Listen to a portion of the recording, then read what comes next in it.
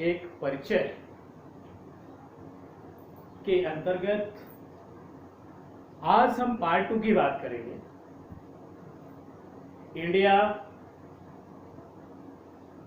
Is an introduction, a geographical introduction of India के content में आज हम लोग जो बात कर रहे हैं वो पार्ट 2 की है कि भारत का अपने पड़ोसी देशों के साथ कितना विस्तार है, कौन कौन से वो पड़ोसी देश हैं जिनके साथ में सीमा का विस्तार है, कितने किलोमीटर का सीमा का विस्तार है।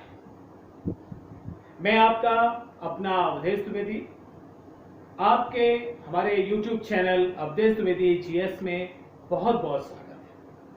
मेरे डियर स्टूडेंट्स और मेरे डियर फ्रेंड्स, हम सभी को नमस्कार। आज हम लोग भारत परिचय में, भारत के भौगोलिक परिचय में आज पार्ट 2 पर बात करेंगे। और पार्ट 2 के अंतर्गत जिस टॉपिक पर हम लोग बात करने वाले हैं वो है भारत के साथ में जुड़े हुए पड़ोसी देशों की सीमा विस्तार। पड़ोसी देशों के साथ में, पड़ोसी देशों के मध्य में सीमा विस्तार कितने किलोमीटर का है, इस पर हम लोग जानने का प्रयास करेंगे।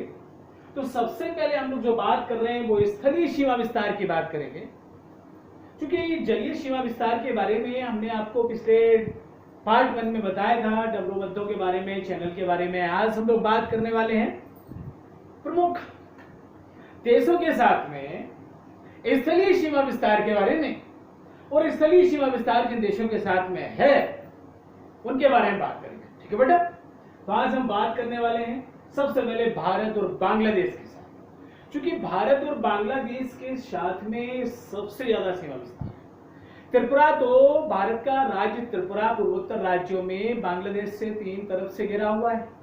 पश्चिम बंगाल से सीमा लगती है। भारत बांग्लादेश के मध्य में 4096.7 किलोमीटर का सीमा विस्तार है।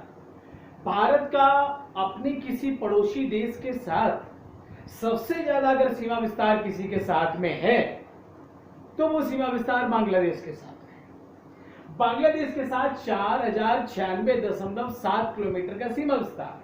सर्वाधिक सीमा विस्तार वाला पड़ोसी देश जिसकी सीमा भारत के साथ में लगती है, that is known as Bangladesh. 4096.7 kilometre, 4096.7 kilometre की सीमा। बात करते हैं भारत और चीन की। पूर्वी देश, भारत के पूर्व उत्तर में जुड़ा हुआ पड़ोसी देश हमारा चीन। भारत और चीन के साथ में 3488 किलोमीटर का सीमा विस्तार है। 3488 किलोमीटर का सीमा विस्तार भारत का चीन के साथ। भारत और पाकिस्तान, भारत के उत्तर पश्चिम सीमा क्षेत्र में स्थित पड़ोसी देश पाकिस्तान के साथ में भारत का सीमा विस्तार 3323 किलोमीटर, 3323 किलोमीटर, 3323 किलोमीटर। भारत और नेपाल के मध्य में सीमा विस्तार 1751 किलोमीटर का है। 1751 किलोमीटर का भारत और नेपाल का सीमा विस्तार है। भारत और नेपाल के मध्य में सीमा साझा होती है। भारत और म्यांमार, भारत के पूर्व में स्थित पड़ोसी देश म्यांमार, भारत और म्यांमार के मध्य में 1643 किलोमीटर की सीमा का विस्तार है। भारत और भूटान, भारत के उत्तर पूर्व के राज्यों से जुड़ा हुआ, अरुणाचल प्रदेश से लगा हुआ, असम से लगा हुआ, सिक्किम से लगा हुआ पड़ोसी देश भूटान। भूटान और भारत के मध्य में 699 किलोमीटर की सीमा का विस्तार है। 699 किलोमीटर की सीमा लगती है। बात करते हैं भारत और अफगानिस्तान के मध्य। भारत और अफगानिस्तान के मध्य 106 किलोमीटर का एरिया लगता है, लेकिन भारत और अफगानिस्तान के मध्य 106 किलोमीटर का वो एरिया है जिसे पीओके कहा जाता है। पाक अधिकृत कश्मीर का क्षेत्र 106 किलोमीटर का भारत और पाकिस्तान के मध्य में लगता है। अर्थात भारत की सबसे कम सीमा अफगानिस्तान के पड़ोसी देश से लगती है। उत्तर पश्चिम के पड़ोसी देश अफगानिस्तान से जम्मू कश्मीर का, पाक ऑक्युपाइड कश्मीर का भौगोलिक क्षेत्र सीमा बनाता है। सर्वाधिक सीमा भारत और बांग्लादेश के बीच में 496.7 किलोमीटर की, भारत चाइना के मध्य 3488 किलोमीटर की, भारत पाक के बीच 3323 किलोमीटर की, भारत और नेपाल के बीच 1751 किलोमीटर की, भारत म्यांमार 1643 किलोमीटर की, भारत भूटान के मध्य 699 किलोमीटर की सीमा विस्तार होती है। यह सीमा विस्तार के बारे में हम लोगों ने ये जाना है कि सर्वाधिक सीमा और सबसे कम सीमा किसके साथ में लगती है। अब हम लोग आगे और भी जानने का प्रयास। भारत के साथ में साझा सीमा के अंतर्गत भारत एक परिचय, India is a geographical introduction part second के रिकॉर्डिंग कंटेंट में देशों से लगे हुए भारतीय राज्यों से संबंधित भारत के जो राज्य पड़ोसी राष्ट्रों के साथ में अपनी बॉर्डर लाइन को शेयर करते हैं, उनमें से 7 पड़ोसी देश हमारे नेबर कंट्री ऐसे हैं जो पड़ोसी हैं और ये नेबर कंट्री और जिन स्टेट्स के साथ में अपने बॉर्डर लाइन को शेयर करते हैं, हम उन पर एक एट ए ग्लैंस एक ब्रीफ स्केच तैयार करने वाले हैं।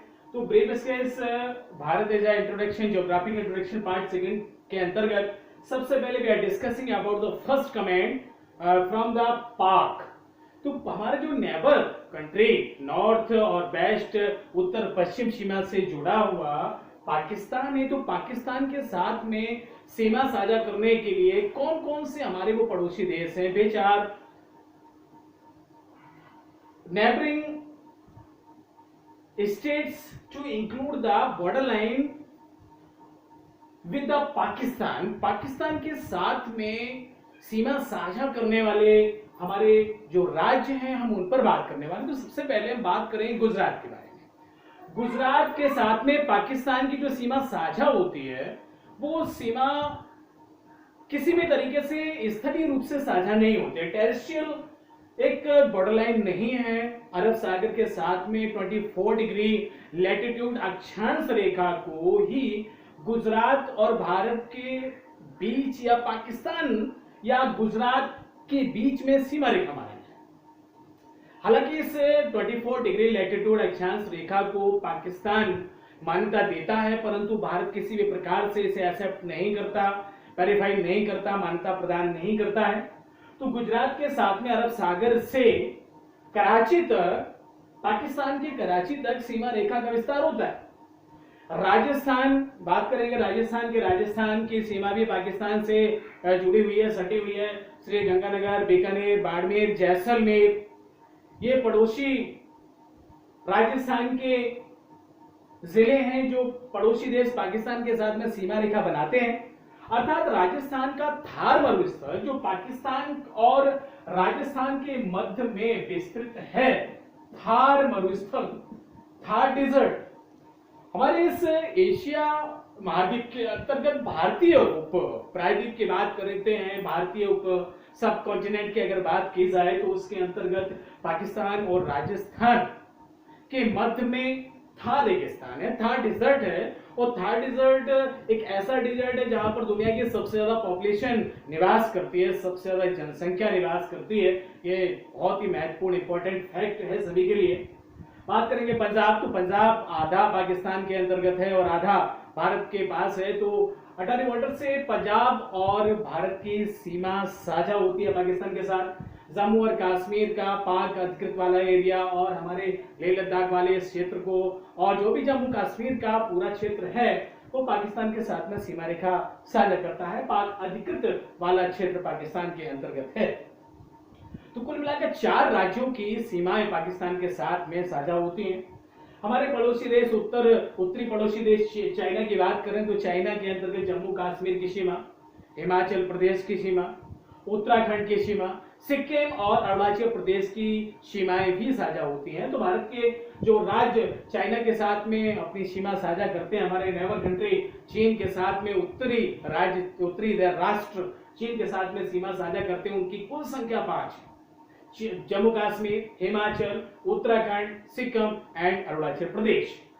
बात करते हैं नेपाल, तो नेपाल एक उत्तरी राष्ट्र है, नेबरिंग राष्ट्र है, हमारा एक पड़ोसी राष्ट्र है और उस नेबरिंग कंट्री के साथ में 5 राज्य सीमा साझा करते हैं, उत्तर प्रदेश, उत्तराखंड, बिहार, पश्चिम बंगाल और सिक्किम। उत्तर प्रदेश, उत्तराखंड, बिहार, पश्चिम बंगाल और सिक्किम को मिलाकर कुल 5 राज्यों की सीमाएं नेपाल के साथ में साझा होती हैं। उसके बाद पड़ोसी देश भूटान की बात करते हैं तो Bhutan is a Thunderbolt country. Bhutan हमारा पड़ोसी राष्ट्र है। भूटान के साथ में सामाजिक, आर्थिक, राजनीतिक, व्यापारिक, जिस प्रकार से नेपाल और नेपाल के साथ में संबंध है, उसी प्रकार से भूटान के साथ। तो भूटान के साथ में सिक्किम, पश्चिम बंगाल, असम और अरुणाचल प्रदेश की सीमाएं साझा होती हैं। तो भूटान के साथ में 4 भारत के राज्य सीमा साझा करते हैं, सिक्किम, पश्चिम बंगाल, असम और अरुणाचल प्रदेश। बांग्लादेश के साथ अगर हम बात करें तो बांग्लादेश के साथ में पश्चिम बंगाल, असम, मेघालय और त्रिपुरा। पश्चिम बंगाल, असम, मेघालय, त्रिपुरा और मिजोरम बांग्लादेश के साथ में 5 राज्यों की सीमाएं साझा होती हैं। त्रिपुरा 3 तरफ से बांग्लादेश से घिरा हुआ है। बांग्लादेश से पश्चिम बंगाल के, असम की, मेघालय, त्रिपुरा और मिजोरम ये पूर्वोत्तर राज्य हैं, इनके साथ में सीमा साझा होती है बांग्लादेश के साथ में। म्यांमार के साथ में 4 पड़ोसी राज्य भारत के सीमा साझा करते हैं, अरुणाचल, नागालैंड, मणिपुर और मिजोरम। ये सभी चारों के 4 नॉर्थ ईस्ट के पूर्वोत्तर राज्य हैं। अरुणाचल, नागालैंड, मणिपुर और मिजोरम म्यांमार के साथ में सीमा साझा करने वाले कुल 4 राज्य हैं। अफगानिस्तान के साथ में बात करते हैं। अफगानिस्तान के साथ में क्या किसी राज्य की सीमा साझा होती है, तो हम सभी लोग जानते हैं कि 106 किलोमीटर का सीमा विस्तार है और 106 किलोमीटर का सीमा विस्तार पाक अधिकृत कश्मीर के साथ में जुड़ा हुआ है, पीओके के साथ में जुड़ा हुआ है। तो अफगानिस्तान के साथ में जम्मू कश्मीर की सीमा साझा होती है। तो भारत से जुड़े हुए 7 पड़ोसी देश जिनकी सीमा साझा होती है, पाकिस्तान के साथ में 4 पड़ोसी राज्यों की सीमा, चीन के साथ में 5 भारत के राज्यों की सीमा, नेपाल के साथ में 5 राज्यों की सीमा, भूटान के साथ में 4 राज्यों की सीमा, बांग्लादेश के साथ भारत के 5 राज्य जुड़ते हैं, म्यांमार के साथ भारत के 4 राज्यों की सीमाएं साझा होती हैं, अफगानिस्तान के साथ में 1 राज्य की सीमा साझा होती है। अब हम लोग बात करेंगे आगे कि अब और कौन से वो पड़ोसी और तटवर्तीय राज्य हैं। अब हम लोग बात कर रहे हैं कच्छ रण विवाद के बारे में। कच्छ रण डिस्प्यूट, और यहां पर एक शब्द जुड़ा हुआ है रण। कच्छ रण डिस्प्यूट की अगर बात करें तो रण का तात्पर्य होता है एक ऐसा दलदली क्षेत्र जिसका संकीर्ण भाग सागर से तैयार होता है और जो भौगोलिक या स्थलीय मार्ग में प्रवेश कर जाता है उसे रण कहा जाता है। पुनः से एक बात समझने की कोशिश करें।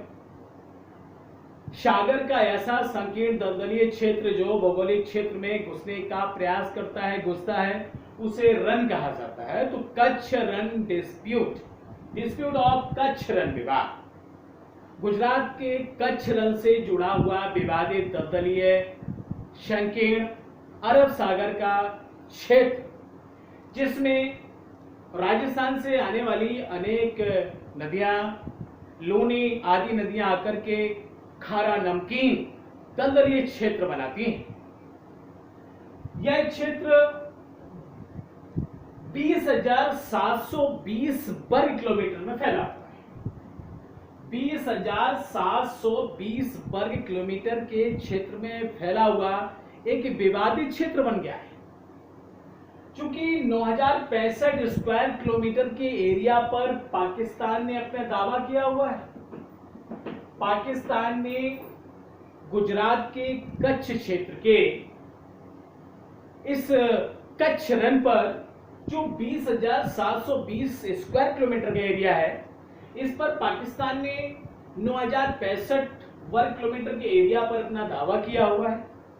पाकिस्तान मानता है कि ये 24 डिग्री अक्षांश रेखा से कि उसके सहारे 27 किलोमीटर तक का विस्तार है।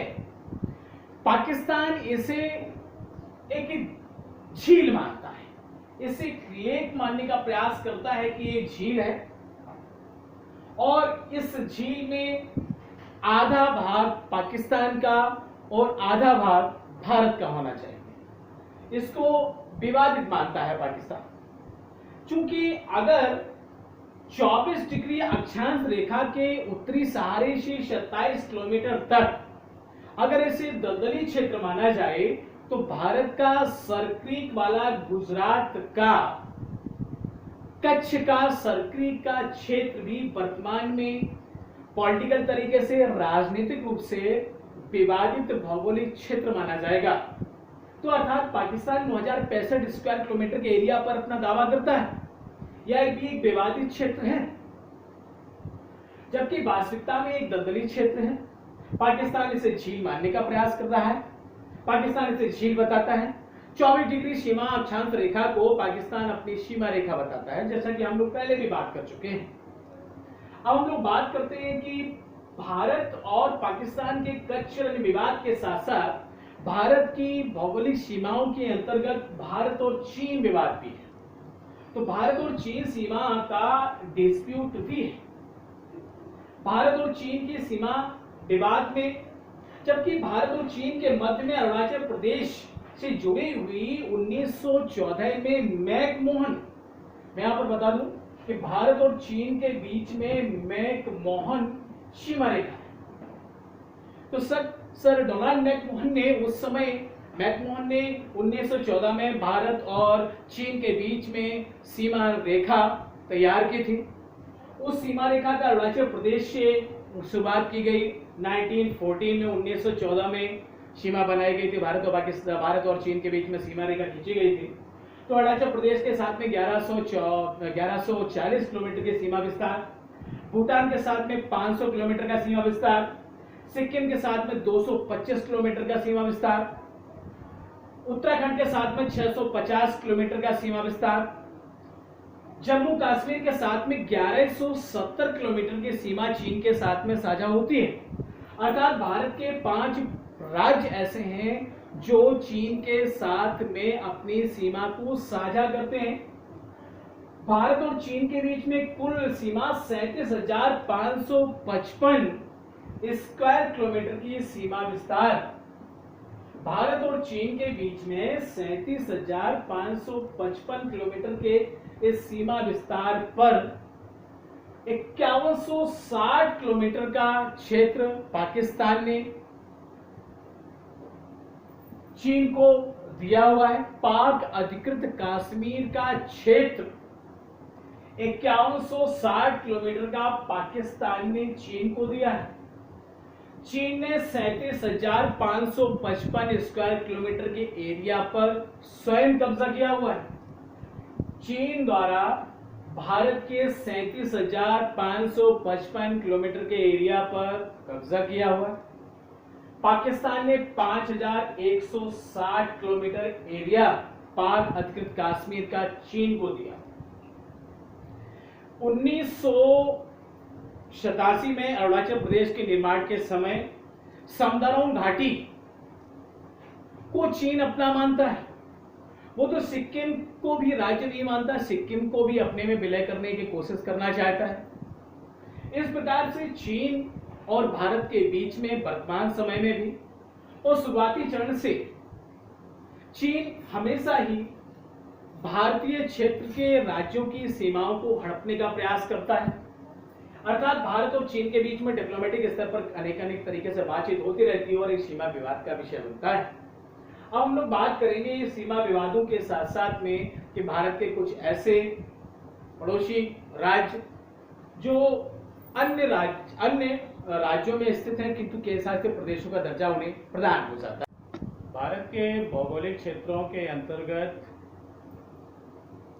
हम लोग आप ऐसे क्षेत्र की बात करेंगे जो विदेशी क्षेत्रों का समावेशन है, समेकन है, अर्थात ऐसे विदेशी भौगोलिक ज्योग्राफिकल फॉरेन पोसेशंस हैं जिन्हें भारत सरकार ने राजनीतिक तरीके से या सामरिक तरीके से भारतीय गणराज्य में शामिल किया है। तो इंटीग्रेशन ऑफ फॉरेन पोसेशंस पर बात कर रहे हैं हम लोग। फ्रांस के अधीन क्षेत्र ऐसे भौगोलिक क्षेत्र जो फ्रांस के अधीन रहे हैं, क्योंकि भारत पर अनेक देशों के, यूरोपीय देशों के लोगों ने आक्रमण करने के बाद में यहाँ पर वर्षों तक शासन किया है, तो फ्रांस के अधीन क्षेत्र बहुत से ऐसे ऐतिहासिक क्षेत्र रहे हैं भारत के भौगोलिक क्षेत्र जिन्हें भारत सरकार ने शामिल किया। तो हम लोग बात करेंगे कि विदेशी क्षेत्रों का समावेशन, इसमें से पुर्तगाली और फ्रांसीसी क्षेत्र ये वो क्षेत्र हैं जो भारत सरकार ने सामरिक तरीके से, राजनीतिक तरीके से, डिप्लोमेटिक स्तर पर किसी भी तरीके से शामिल किया है भारतीय गणराज्य में। इनमें से अब हम बात करेंगे फ्रांस के अधीन क्षेत्र। फ्रांस सरकार द्वारा भारत सरकार ने इन्हें अपने भारतीय गणराज्य में शामिल किया है। तो सबसे पहले फ्रांस के अधीन क्षेत्र चंदेरनगोर 26 वर्ग किलोमीटर का क्षेत्र 19 जून 1946 को भारतीय गणराज्य में शामिल किया गया। उसके बाद में पुडुचेरी 280 वर्ग किलोमीटर का एरिया है। 1 नवंबर 1954 को फ्रांसीसियों के अधीन ये भौगोलिक क्षेत्र था, इसे भारत सरकार ने भारतीय गणराज्य में शामिल किया। कराईकल और माहे दोनों ही तमिलनाडु क्षेत्र के अंतर्गत आते हैं। कराईकल और माहे ये तमिलनाडु राज्य के अंतर्गत आने वाले दोनों ही भौगोलिक क्षेत्र हैं। चूंकि पुडुचेरी केंद्र शासित प्रदेश का हिस्सा है, तो कराईकल का क्षेत्रफल 135 स्क्वायर किलोमीटर का। 1 नवंबर 1954 को पुडुचेरी के साथ में ही इसे भी शामिल किया गया। माहे तमिलनाडु भौगोलिक क्षेत्र का हिस्सा है। यह भी 59 वर्ग किलोमीटर का एरिया, जिसे 1 नवंबर 1949 को तमिलनाडु भौगोलिक क्षेत्र में शामिल किया गया। यनम जो कि आंध्र प्रदेश भौगोलिक क्षेत्र के अंतर्गत, आंध्र प्रदेश राज्य के अंतर्गत आने वाला पुडुचेरी का ही एक केंद्र शासित प्रदेश पुडुचेरी का ही हिस्सा है। 15 स्क्वायर किलोमीटर का एरिया है। इसे भी 1 नवंबर 1954 को शामिल किया गया। तो चंदेरनगोर को छोड़कर के पुडुचेरी, कराईकल, माहे, यनम इन चारों को ही 1 नवंबर 1954 को भारतीय गणराज्य में शामिल किया गया।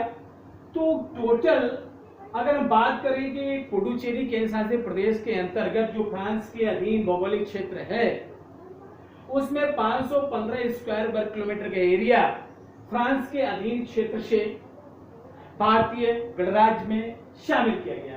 तो भारत में भौगोलिक क्षेत्रफल की स्थिति के अनुसार भारतीय राज्यों, स्थलीय सीमा, तटवर्ती राज्यों की कुछ सीमाओं के अंतर्गत एक विदेशी क्षेत्रों का समावेशन, इंटीग्रेशन ऑफ फॉरेन पोसेशंस के आधार पर फ्रांस के अधीन क्षेत्रों को भी शामिल किया गया, जिसके अंतर्गत 515 किलोमीटर का एरिया है। अब हम लोग बात करेंगे कि पुर्तगाल से कौन कौन से क्षेत्र लिए गए हैं जिन्हें भारतीय गणराज्य में शामिल किया गया और कितने किलोमीटर का एरिया है। अब हम लोग उन पर बात करेंगे। फ्रांस के अधीन भौगोलिक क्षेत्र को हम लोग अब शामिल करें। पुर्तगाल के अधीन भौगोलिक क्षेत्र जिन्हें भारतीय गणराज्य में शामिल किया गया, उसमें दादर नगर हवेली और दमनदीव और गोवा ये भौगोलिक क्षेत्र हैं जिन्हें शामिल करने का प्रयास किया गया। तो दादर 554 वर्ग किलोमीटर का एरिया, जिसे 21 जुलाई 1954 को शामिल किया गया। नागर हवेली को 2 अगस्त 1954 को शामिल किया गया। और दमन और दीव वाला एरिया 35 स्क्वायर किलोमीटर का एरिया, जो महाराष्ट्र से सीमा जिसकी लगती है, वो वाला क्षेत्र 19 दिसंबर 1961 को भारत सरकार ने इसे पुर्तगालियों के कब्जे से छीन करके भारतीय गणराज्य में शामिल किया। गोवा, जिसका एरिया 3090 स्क्वायर किलोमीटर का, भारत का सबसे छोटा राज्य, it's smallest state of our India.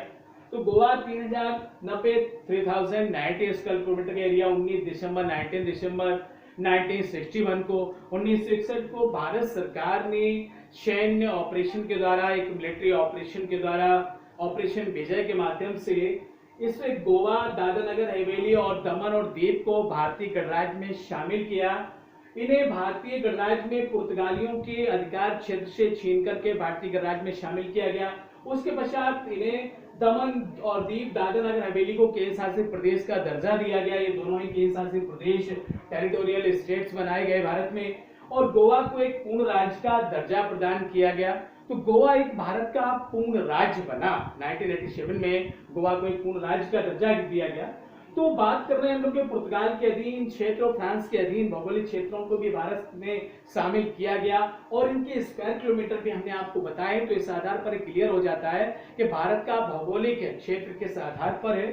अब हम लोग ये सब चीजों के बारे में जानने के साथ साथ महत्वपूर्ण पॉइंट्स पर भी काफी चर्चा करेंगे। तो मुझे उम्मीद है कि काफी चीजें आपको बहुत अच्छे से पसंद आई होंगी और ये सब चीजें आपको बहुत अच्छी लगी होंगी। तो चूंकि दादरा नगर हवेली, दमन और दीव गोवा, तो गोवा एक पूर्ण राज्य बना। दादरा नगर हवेली और दमन दीव एक केंद्र शासित प्रदेशों के रूप में